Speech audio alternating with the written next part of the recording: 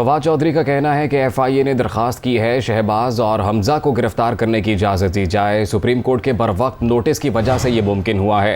अवाम उम्मीद करते हैं कि अदालतें इंसाफ करें और कानून नाफिज करें। अरबों रुपए की मनी लॉन्ड्रिंग के मुजरिम पाकिस्तान पर बतौर हुक्मरान मुसल्लत हैं। PTI रहनुमा फवाद चौधरी का यह कहना है कि FIA ने दरख्वास्त की है शहबाज और हमजा को गिरफ्तार करने की इजाज़त दी जाए। सुप्रीम कोर्ट के बरवक्त नोटिस की वजह से ये मुमकिन हुआ। अवाम उम्मीद करते हैं कि अदालतें इंसाफ करें और कानून नाफिज करें। अरबों रुपए की मनी लॉन्ड्रिंग के मुजरिम पाकिस्तान पर बतौर हुक्मरान मुसल्लत हैं। असद उमर का कहना है कि मुल्की इदारे अरबों की करप्शन केस में वज़ीर आज़म और वज़ीर आला की हिरासत का मुतालबा कर रहे हैं। ये भी कहा कि 22 करोड़ के एटमी ताकत वाले मुल्क के ऊपर कैसे हुक्मरान मुसल्लत कर दिए हैं। असद उमर की जानिब से ये ट्वीट किया गया है और अपने ट्विटर पैगाम में अपने रद्द-ए-अमल का इजहार करते हुए उन्होंने कहा कि मुल्की इदारे अरबों की करप्शन केस में वज़ीर आज़म और वज़ीर आला की हिरासत का मुतालबा कर रहे हैं।